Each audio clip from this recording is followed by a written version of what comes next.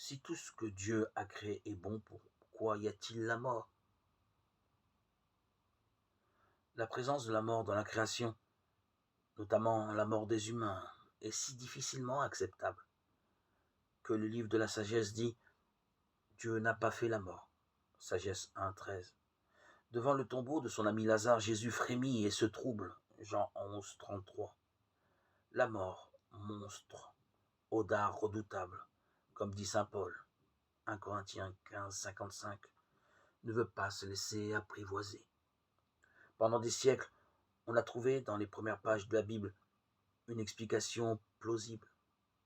Adam et Ève, destinés à une vie de communion avec Dieu, commirent le péché, et par leur faute, la mort entra dans le monde. Aujourd'hui, ce récit nous parle toujours de la confiance en Dieu, comme source de vie, de la méfiance et du soupçon provoquant la rupture avec Dieu et entre les humains. Mais la réponse à la question « Pourquoi sommes-nous mortels ?» nous ne l'y trouvons plus.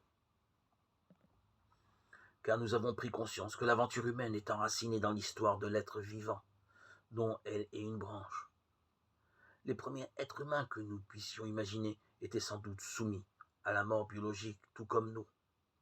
La vocation de la foi n'est pas de réfuter les résultats des recherches scientifiques.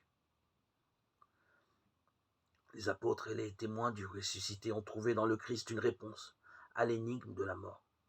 Ils affirment que rien dans la création ne se comprend sans lui.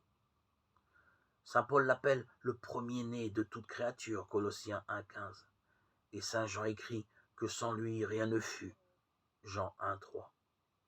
Dieu a voulu dans son Fils, qui était auprès de lui de toute éternité, le plan de son œuvre. Toute la beauté de la création reflète son image, et tout ce qui est incompréhensible et énigmatique trouvera un sens en lui.